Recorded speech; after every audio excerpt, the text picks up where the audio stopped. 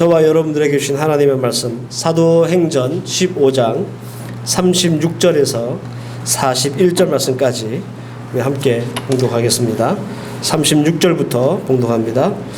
며칠 후에 바울이 바나바더러 말하되 우리가 주의 말씀을 전한 각 성으로 다시 가서 형제들이 어떠한가 방문하자 하고, 바나바는 마가라 하는 요한도 데리고 가고자 하나 바울은 밤빌리아에서 자기들을 떠나 함께 일하러 가지 아니하는 자를 데리고 가는 것이 옳지 않다 하여 서로 심히 다투어 피차 갈라서니, 바나바는 마가를 데리고 배 타고 구브로로 가고, 바울은 신라를 택한 후에 형제들에게 주의 은혜에 부탁함을 받고 떠나 수리아와 길리기아로 다니며 교회들을 경고하게 하니라. 아멘. 여러분들 혹시 인생을 사시면서 사람들과 싸워가지고 절교를 해보신 적이 있는가 모르겠습니다. 아주 간혹 종종 그런 일들을 우리가 듣기는 하지만 부부지간에 혹은 부모 자식지간에 혹은 형제들 사이에 좀 더 넓혀보면 친인척들 사이에서 심하게 다투고 다시 안 보고 사는 사람들 종종 봅니다. 이게 절대로 이렇게 바람직한 일은 아니지만 이런 일이 있다는 것은 우리가 다 인정할 수밖에 없는 것 같아요. 그리고 이렇게 서로 졸교하고 얼굴 안 보고 사는 이유도 다양합니다. 예를 들어서 돈이나 재산 문제 때문에 서로 마음이 이렇게 감정이 상해서 서로를 안 본다든지, 아니면 특별한 가정사. 예전에 그런 분들 많으셨잖아요. 아주 혹독하게 시집살이를 하신 분들, 이런 분들이 대개 막 이제 너무 힘들고 어려워서 사람들 안 보고 살고, 또 이런 분들도 계십니다. 근데 분명한 것은 이렇게 사람 안 보고 사는 사람들 얘기 들어보면 또 나름대로 다 큰 아픔들이 있고, 또 거기에 합당한 또 이유도 있고 그렇습니다. 사람들이 서로 함께 어울려 사는데 얼굴 안 보고 살 정도면 그만한 사연 정도는 있지 않겠습니까? 그죠? 근데 오늘 우리가 읽었던 본문을 보면 정말 절교를 할 만큼 심하게 다툰 두 사람이 나옵니다. 그런데 놀랍게도 이 두 사람은 우리가 다 위대한 하나님의 사람이라 인정하는 바울과 바나바, 이 두 사람이에요. 그리고 우리를 더 놀라게 하는 것은 이 위대한 하나님의 사람이라고 인정받는 이 두 사람이 싸웠던 이유가 예를 들어서 돈 문제나 사람 문제나 이런 문제가 아니라 마가를 선교 여행을 갈 때 데리고 갈 것이냐 말 것이냐라고 하는 문제로 서로 심하게 다투고 절교를 할 정도로 그런 어려운 상황이 되었다라는 거예요. 도대체 여러분들 이 훌륭한 인격과 그리고 믿음을 가진 이 두 사람이 고작 마가의 문제를 가지고 이렇게 정말 대판 싸울 뿐만 아니라, 사실은 오늘 본문에 보면 서로 다시 만났다는 말씀이 없기 때문에 절교에 가까운 이런 일이 벌어지게 된 거예요. 이 두 사람의 이 싸움, 그리고 이 절교에 가까운 이 상황을 저는 읽을 때마다 왜 이런 내용을 성경에 기록했을까? 별로 은혜스럽지 않은 이야기잖아요. 그리고 불미스러운 이야기고, 바나바라고 하는 사람 그리고 바울이라고 하는 사람은 각각 정말 훌륭한 인격과 믿음을 가진 사람으로서 우리에게 많은 영적인 도전을 주는 사람들인데 이 두 사람들이 대판 싸워가지고 갈라섰다? 굳이 이 말씀을 성경에 기록하지 않아도 될 법하다라고 하는 생각이 드는데, 왜 성경은 굳이 이 일들을 성경에 기록해서 우리로 하여금 읽게 하는가? 그래서 저는 오늘 말씀의 제목을 바울이 바나바와 싸우다입니다. 지난주 제가 설교의 제목이 바울이 예루살렘과 싸우다라고 제가 말씀을 드렸죠. 저는 이 싸움에 대해서 부정적인 측면과 또 긍정적인 측면이 있다고 생각합니다. 그래서 이 두 가지 측면에 대한 말씀을 드릴 거예요. 그리고 특별히 바울을 중심으로 해서 무엇이 부정적이었으며 그리고 어떤 것이 긍정적인 측면인가에 대한 말씀을 드릴 겁니다. 오늘은 시간 관계상 이 두 가지를 다 말씀드리지는 못하겠고, 이 싸움이 바울에게 있어서 어떤 면이 부정적인 측면인가에 대한 말씀을 드릴 겁니다. 오늘 말씀 잘 붙잡으시고, 이 두 사람의 불미스러운 싸움이 오늘 우리에게 주는 말씀의 교훈이 무엇인지를 잘 살피시고 또 붙잡을 수 있는 그런 시간 되셨으면 좋겠습니다. 바울이 바나바와 싸우다 그 부정적인 측면은 다름이 아니라 큰 은혜를 작은 은혜로 갚지 못했다는 점에서 바울의 싸움은 부정적이다 말씀드릴 수 있습니다. 바울과 바나바는 앞서 지난주에 말씀드렸던 것처럼 철옹성과 같은 그런 그 예루살렘 교회의 지도자들을 상대로 이방인들에게 할례는 무용하다라고 하는 주장을 했습니다. 치열한 변론과 논쟁 그리고 베드로의 중재로 인해서 예루살렘 교회 지도자들은 바울과 바나바가 옳다라고 손을 들어줬습니다. 이 결정은 바울과 바나바가 이방인을 선교하는 데 있어서 정말 날개를 달아준 거예요. 그리고 이 결정은 바울과 바나바에게 굉장히 고무적인 그런 일이었습니다. 그래서 두 번째 전도 여행을 아마 준비하게 된 것 같아요. 바울과 바나바는 이 두 번째 전도 여행을 준비하게 된 여러 가지 이유가 있겠습니다만은 아마 예루살렘 교회가 내는 이 결정을 자신들이 세웠던 이방 교회에 가서 빨리 전해주고 싶은 마음이 있었지 않겠나. 그리고 오늘 본문에도 나와 있는 것처럼 1차 전도 여행 때 세웠던 교회들이 참 하나님의 말씀으로 든든히 잘 서 있는가, 이거 좀 궁금하기도 하고 확인하고 싶기도 하고, 그래서 차근차근 이제 두 번째 전도 여행을 준비하고 있었습니다. 오늘 읽었던 본문에 나오죠. 36절 바울과 바나바가 각 성에 돌아가서 하나님의 말씀으로 잘 서 있는가 한번 방문하고 싶었던 거예요. 그런데 이들에게 한 가지 문제가 발생을 했습니다. 그게 바로 마가입니다. 첫 번째 전도여행을 함께 떠났다가 중도 포기하고 돌아왔던 마가가 문제였어요. 바나바는 다시 한번 데려갑시다 이렇게 얘기했고, 바울은 절대 안 됩니다 반대했습니다. 오늘 읽었던 본문에 나오죠. 38절과 39절 바울은 밤빌리아에서 자기들을 따라 함께 일하러 가지 아니한 자를 데리고 가는 것이 옳지 않다 하여 서로 심히 다투어 피차 갈라서니, 그렇게 말씀합니다. 심히 다투어 피차 갈라서니라고 했을 때 여기 다투어라고 하는 말은 파톡시스모스라는 말이에요. 격렬하게 불화를 하고 격렬하게 자극하고 매우 흥분해서 공격했다, 그런 말입니다. 단순히 성경에 심히 다투어라고 하는 말을 기록했지만 이것을 헬라어 원문의 의미를 우리가 곱씹어 보면 시작은 마가를 데리고 가느냐 안 가느냐의 시작이었지만 나중에 이것이 감정 싸움이 돼가지고 서로 격렬하게 불화를 일으켰다라는 사실을 우리는 알 수 있습니다. 이런 거죠. 왜 신혼 부부가 처음에 이렇게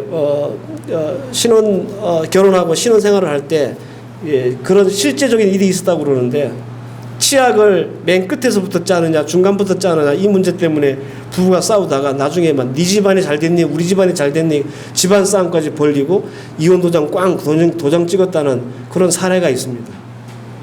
처음에 별거 아닌 것 그냥 치약을 어디서부터 짜느냐로 싸웠다가 나중엔 집안 싸움이 되고 그게 이혼까지 하게 된 거죠. 아마도 처음의 시작은 마가를 데려가느냐 마느냐의 가벼운 문제로 싸웠다가 이게 점점 깊어져 가지고 감정 싸움이 된 것 같아요. 그런데 바울의 입장에서 이 싸움이 부정적일 수밖에 없는 이유가 있습니다. 좀 쉽게 말씀드리면 이 두 사람의 싸움에서 바울을 좋게 봐줄 수 없는 이유가 있습니다.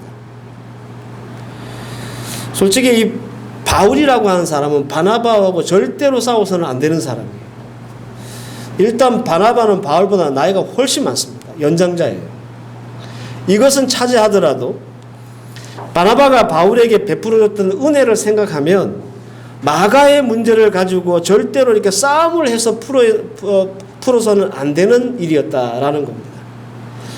솔직히 여러분들 바울이 지난주에 설교드렸던 것처럼 예루살렘 교회에 가서 지도자들, 사도와 장로들 만나서 이방인들에게 할례가 무효합니다라고 이렇게 주장할 수 있을 만큼 그 사람의 영향력이 커진 가장 중요한 이유 중에 하나는 바로 바나바 때문이거든요. 바나바가 이 바울에게는요, 은인 중에 은인이에요. 바나바가 아니었으면 바울은 아마 저 시골에 처박혀가지고 그냥 시골뜨기로 살고 있었을 겁니다.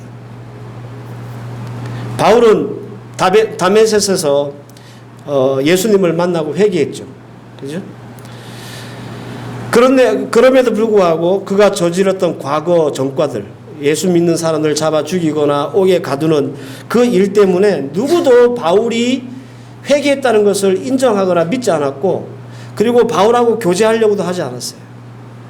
예루살렘 교회에 있던 사도들과 장로들뿐만 아니라 각지에 흩어져 있는 예수 믿는 그리스도인들이 바울이 회개했다는 것을 들어도 저 인간이 회개한 인간이 아닌데, 혹시 회개했다고 이렇게 얘기해놓고 또 예수 믿는 사람 잡아가려고 하는 거 아닌가? 이렇게 의심하고 있었단 말이에요. 두려워하고 있었어요. 완전히 왕따였습니다. 바울이. 제가 지난주에 바울은 복음에 있어서 비주류였다라고 말씀드렸죠. 이유 때문에 그렇습니다. 그런데 바나바는 달랐어요. 그렇게 왕따 당하고 있는 바울에게 바울의 회개를 믿어주었고 그에게 손을 내밀어준 유일한 사람이 바나바입니다. 사도행전 9장 26절에서 27절 말씀을 보면 바울이 예루살렘에 가서 제자들을 사귀고자 하나 다 두려워하여 그가 제자됨을 믿지 아니하니 바나바가 데리고 사도들에게 가서 그가 길에서 어떻게 주를 보았는지와 주께서 그에게 말씀하신 일과 다메섹에서 그가 어떻게 예수의 이름으로 담대히 말하였는지를 전하였더라. 이건 참 바나바 참 고마운 사람이죠. 그죠? 아무도 바울의 회개를 인정해 주지 않을 때 바나바는 그를 데리고 가서 사도들에게 인사시켜주고 언제 어떻게 이 바울이 예수님을 만났는지 변호해주고 그리고 사도들과 교제할 수 있는 그 문을, 그 길을 열어줬던 사람이 바나바예요. 바나바가 이렇게 애를 썼음에도 불구하고 사도들과 장로들은 바울이라고 하는 사람을 같은 예수 믿는 사람으로 동력자로 인정하지 않았던 것 같아요. 그래서 바울은 자신의 고향 다소로 낙향합니다. 거기서 무려 10년이라고 하는 시간 동안 그 시골에 처박혀가지고 그냥 성경 가르치는 선생으로 그냥 10년을 보내요. 물론 여러분들 그 10년이나 시간 동안 예루살렘에 있던 사도들이나 장로들은 바울에 대해서 그렇게 크게 관심을 두지 않았고 그를 무시하고 그냥 시간이 10년이나 지났습니다. 그런데 예루살렘 교회가 안디옥 교회에 예수 믿는 사람이 있다는 소식을 듣고 바나바를 파송하게 돼요. 그래서 바나바가 안디옥 교회의 초대 담임 목사로 부임을 하면서 이 바나바가 다소의 시골에 있는 이 바울을 찾아가서 만나요. 만나가지고 당신 나랑 같이 안디옥에 가서 공동 목회합시다. 이렇게 제안을 합니다. 여러분들 이것은 바울에게 있어서는 정말 파격적인 예우입니다. 사도행전 11장 25절에서 26절 말씀을 보면 바나바가 사울을 찾으러 다소에 가서 만남에 안디옥에 데리고 와서 둘이 교회에 1년간 모여 있어 이렇게 말합니다. 바울에게 있어서 바나바만 사람이 없습니다. 그죠? 그 시골에 10년 동안 이렇게 짱박혀 있으면서 아무 일도 하나님을 위해서 아무 선한 일도 하지 못하고 있었던 바울을 바나바가 일부러 찾아가가지고 그를 데리고 와서 안디옥 교회에서 함께 목회하게 만들었으니 여러분들 바울에게 있어서 바나바가 얼마나 고마운 사람입니까? 바울이 우리가 알고 있는 그렇게 유명한 선교사나 목회자나 전도자나 사도가 될 수 있었던 이유는 다름 아닌 바나바가 베풀어 주었던 이 은혜 때문이다 라는 겁니다. 사도들도 장로들도 아니면 예수 믿는 사람들도 바울을 거들떠보지도 않고 인정하지도 않고 관심도 없었는데 유일하게 이 바울에게 따뜻한 손을 내밀고 그를 도와주고 또 그를 이 성경의 역사 속으로 이렇게 끄집어낸 사람이 바로 바나바였다라는 겁니다. 그래서 바울에게 바나바는 은인 중에 은인이다 말씀을 드리는 거예요. 때문에 바울이 이런 은인인 바나바와 싸웠다라고 하는 것은 누가 봐도 바울을 좋게 볼 수가 없는 거예요. 그죠? 더군다나 바나바가 크게 잘못한 것도 없어요. 그냥 마가를 다시 데리고 가자 이렇게 얘기했을 뿐이에요. 이게 그렇게 서로 막 격렬하게 불화를 일으키고 서로 공격하고 감정이 이렇게 쌓일 만큼 그렇게 심각한 문제는 아닙니다. 만약에 바울이 바나바에게 받았던 은혜를 조금이라도 생각했다면, 비록 마가라고 하는 사람이 바울 마음에 들지 않고 좀 부족한 부분이 보인다 할지라도 우리 바나바 선배님이 또 원하시니까 그렇게 하십시오 라고 얘기할 수 있는 부분이잖아요. 이 부분이 이걸 가지고, 이 사소한 문제 가지고 그 큰 어른, 바울에게 대선배, 그리고 자신을 이렇게까지 만들어 놓은 큰 은혜를 베풀어 줬던 이 바나바에게 바울 문제로 대들고 싸울 문제는 아니다, 그런 말입니다. 그런데 우리의 기대와는 달리 바울은 바나바에게 대들었습니다. 마가의 문제로. 이 바울의 이런 처사는 마치 마태복음 18장에 나오는 악한 종의 비유와 비슷한 모습이에요. 이 마태복음 18장에 어떤 비유가 나오냐면, 어떤 종이 주인에게 1만 달란트를 빚진 사람이 나와요. 그런데 이 주인이 그 1만 달란트 빚진 종을 보니까 너무 불쌍하거든. 그래서 모든 이 빚을 다 탕감을 해줘요. 얼마나 기뻤겠습니까? 그래서 이 빚을 탕감받은 종이 감사하게 인사하고 즐거운 마음으로 이제 집으로 가는 도중에 자기한테 빚진 사람을 만나는 거예요. 근데 자기한테 빚을 얼마나 지었냐면 100데나리온을 빚진 사람을 만나요. 그래가지고 이 1만 달란트를 탕감받은 이 종이 자기에게 100데나리온 빚진 자를 옥에 가둬버려요. 자기는 1만 달란트의 은혜를 받았는데 오히려 100데나리온의 은혜를 베풀지 못했던 거죠. 그래가지고 나중에 그 주인이 이 사실을 알고 그 1만 달란트 탕감해준 그 종을 다시 불러가지고 옥에 가둬버리고, 그리고 돈을 다시 다 이렇게 빚을 다 받아내는. 여러분들, 바울은 바나바와 절대로 싸워서는 안 되는 사람이에요. 왜냐하면 바나바에게 받은 은혜가 너무 커. 그런데 고작 마가를 데리고 가느냐 마느냐라고 하는 문제를 가지고 이렇게 큰 은혜를 받은 바울이 그 작은 은혜조차도 베풀지 못해서 이런 싸움이 벌어졌기 때문에 이 싸움은 바울의 입장에서 부정적인 싸움이다. 누가 봐도 바울을 칭찬할 만한 싸움은 아니었다라고 말씀을 드리는 겁니다. 바나바에게 있어서 이 마가라고 하는 사람은요, 조카였어요. 생질이었습니다. 그래서 같은 피부치니까 그때 한번 실수하고 그리고 포기하고 집으로 돌아왔던 일이 있긴 하지만 다시 한번 기회를 주고 싶은 마음이 있지 않았겠어요? 그리고 마가의 성장 과정을 조금이라도 사도 바울이 이해를 하고 있었다면 어른으로서 또 선배로서 중도 포기했던 이 마가를 이해할 수 있는 여지는 분명히 있었습니다. 여러분들, 사도행전 2장에 보면 보혜사 성령이 이렇게 강림하시잖아요. 그때 성령을 받은 곳이 어디냐면 마가의 다락방이에요. 그 마가의 다락방에서 120명 정도 되는 성도들이 성령을 체험합니다. 여러분들, 다락방이 120명이 모일 정도면 얼마나 큰 집이었겠습니까? 아니, 무슨 말이냐면 마가는 유복한 가정 출신이라는 거예요. 잘 사는 집 아들이라는 거죠. 그러니까 어릴 때부터 고생 모르고 자랐고 그렇게 험한 일 안 하고 자랐어요. 그런데 삼촌 바나바가 선교 여행을 간다니까 선교에 열정이 생겨서 나도 가겠습니다 하고 따라가던 거죠. 근데 가다 보니까 이게 보통 아니거든. 엄청 힘든 일이거든요. 그래서 도중에 돌아왔어요. 우리도 가끔 그런 경우가 있죠. 우리의 열정은 복받치는데 현실이 다를 수가 있잖아요. 그죠? 근데 마가가 그런 상황이었다는 겁니다. 그래서 밤빌리아에서 예루살렘으로 그냥 돌아와 버린 거예요.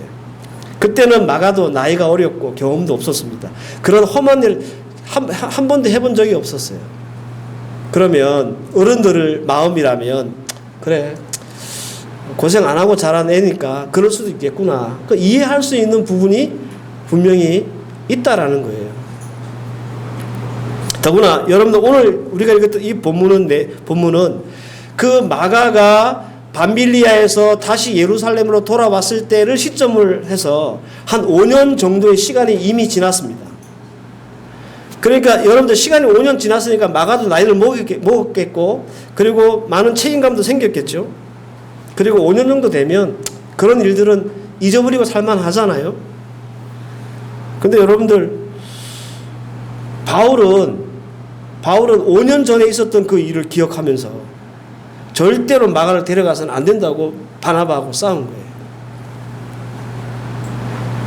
우리는 바울이 워낙 유명한 사람이라서 그에게 결점이 없을 거라 이렇게 생각할 줄 모르지만 여러분들 이것은 그의 분명한 실수였고 그리고 아쉬운 부분이다 말씀드릴 수 있습니다.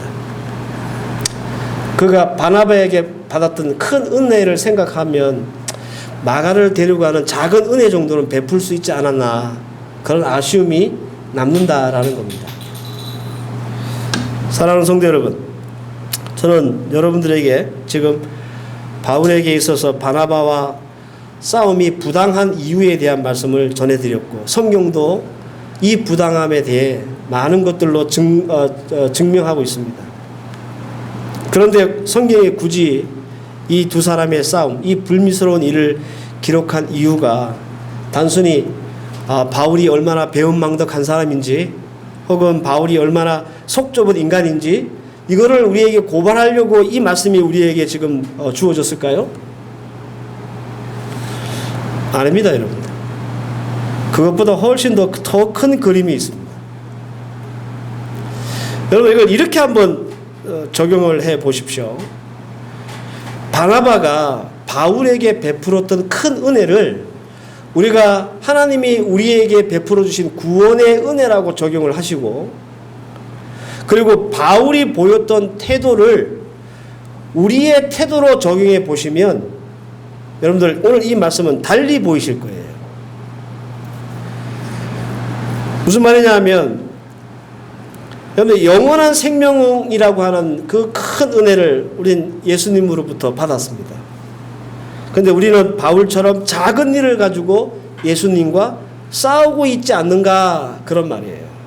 마치 바나바에게 큰 은혜를 받은 바울이 마가라고 하는 작은 은혜를 베푸지 못하고 바나바와 싸웠던 것처럼 우리는 예수님으로부터 우리의 영원한 생명을 얻는 큰 은혜를 받았음에도 불구하고 우리는 작은 것 가지고 예수님과 막 티각태각 싸우고 있지 않는가 이런 말씀의 교훈을 오늘 이 두 사람의 싸움을 통해서 우리에게 주고 계시다라는 겁니다. 먹고 사는 일 때문에 자식 문제 때문에 혹은 사람 때문에 여러분들 예수와 절교하고 사는 사람 많습니다. 왜 한국에는 가난한 성도가 늘어나고 있다고 그러잖아요. 이것이 그 증명입니다. 가난한 성도 아시죠? 안 나가 성도. 교회 안 나가는 성도. 사람 때문에 안 나가고 먹고 살기 때문에 사는 문제 때문에 안 나가고 목사 꼴 보기 싫어서 안 나가고 교회 장로 보기 싫어서 안 나가고 아마 이렇게 여러 가지 이유로 교회 안 나가는 가난한 성도들이 늘어나고 있어요. 혹은 이런 이유들 때문에 혹은 이런 문제 때문에 주님의 일과 교회, 선교에 대한 마음을 내지 못하거나 혹은 무관심한 것 역시도 작은 은혜를 베풀지 못하며 사는 바울의 모습과 같다 말씀을 드릴 수 있습니다. 하나님은 우리를 위해 예수를 십자가에 못 박혀 죽으시면서까지 우리에게 큰 구원의 은혜를 베풀어 주셨습니다. 그러면서 단 한 번도 우리 하나님은 내가 예수 내 아들을 잡아 죽였으니 너도 네 아들 내놔 이렇게 하신 적이 없어요. 우리 하나님은 우리를 위해서 예수라고 하는 전부를 주셨지만 우리 하나님은 우리에게 단 한 번도 네 재산 전부 나한테 바쳐 이런 적이 없어요. 하나님이 여러분들에게 생명을 바치라고 한 적이 있습니까?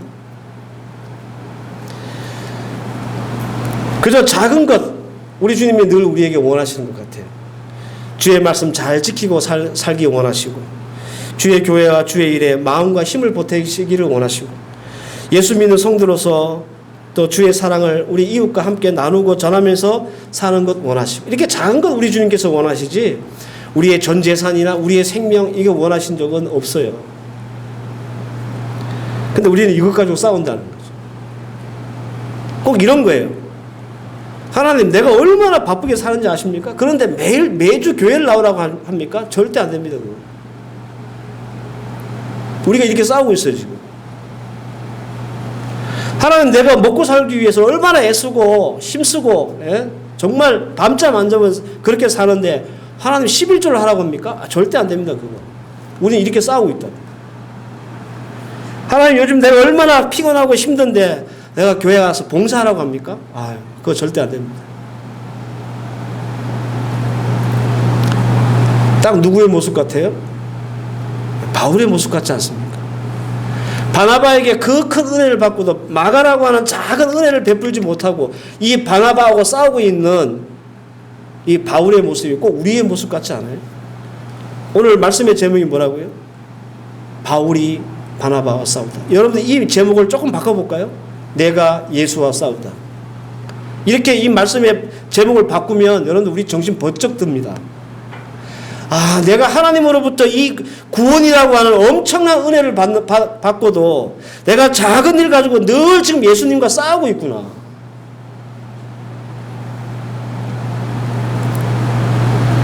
이것이 오늘 말씀의 포인트입니다. 그리고 이 불미스러운 일이 오늘 이 성경에 기록된 이유이기도 합니다. 우리는 주께서 베풀어 주신 큰 은혜의 수혜자들이에요. 우리 모두가, 여러분들이 인정하시든 인정하지 않든 우리 모두는 다 우리 하나님께서 우리에게 베풀어 주신 구원의 은혜를 다 받은 사람입니다. 이거보다 더 큰 은혜는 없어요. 그럼 우리도 이제 우리가 할 수 있는 작은 은혜는 이웃이나 교회나 사회를 통해서 베풀며 살 줄 알아야 한다는 거예요. 싸우지 말고, 우리에게 은혜를 베풀어 주신 하나님과 싸우지 말고 내가 할 수 있는 작은 은혜는 베풀며 살아야 되지 않겠습니까? 저는 우리 성도들이 예수의 보혈로 큰 은혜를 받았으니까 이 받은 은혜 어떻게 내가 조금이라도 갚아내며 살까라고 하는 고민과 더불어 이웃과 교회와 또 사회에 작은 은혜를 이렇게 베풀며 사는 그런 성도들 되시기를 바랍니다. 오늘 중요합니다. 제발 여러분들 하나님과 싸우지 마세요. 이게 우리의 체질인 것 같아요. 왜 우리는 이 큰 은혜를 받고도 왜 자꾸 하나님과 싸우는지 모르겠어요. 왜 자꾸 이렇게 바울과 같은 태도로 우리가 신앙생활을 하고 있는지 모르겠어요. 하나님이 기뻐하시는 일이 아니에요. 만약에 바울이 바나바가 마가를 좀 데리고 가야 되겠다라고 얘기했을 때 예, 좀 부족하지만 또 데리고 가서 또 선교도 같이 하면서 또 많이 경험도 하고 그러면 우리 마가도 좀 많이 성장하겠죠. 이렇게 해서 그냥 받아들이면 되잖아요. 그죠? 그러면 아무 문제가 없어요. 그런데 자신은 바나바에게 정말 엄청난 은혜를 받고도 마가라고 하는 사람에 대한 작은 은혜를 베풀지 못하면 이렇게 싸우는 이 모습은 하나님으로부터 이루 말할 수 없는 은혜를 받고도 사소한 것 가지고 늘 싸우고 있는 우리의 모습과 너무 똑같다라는 겁니다.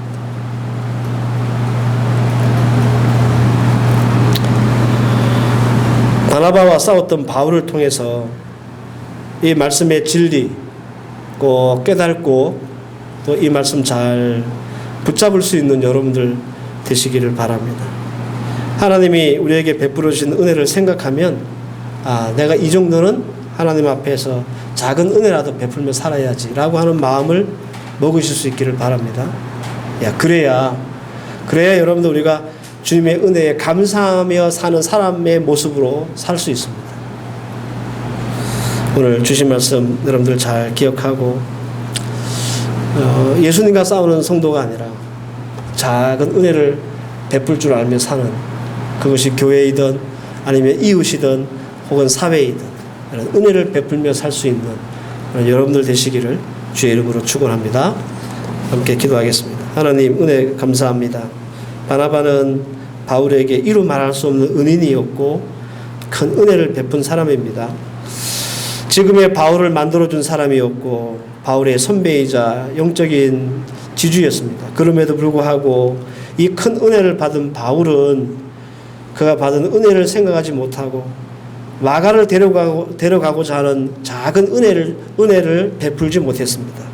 하나님, 바나바와 이 바울의 싸움을 통해서 주신 오늘 이 첫 말씀 잘 기억하게 하시고 우리 또한 이루 말할 수 없는 구원의 은혜를 받은 하나님의 백성들로서 어떻게 하면 주의 교회와 또 성도들과 이웃과 우리 사회에 작은 은혜라도 나누며 살아갈 수 있을지 고민하고 도전받는 그런 말씀 되게 하여 주시옵소서. 예수님의 이름으로 기도하옵나이다. 아멘.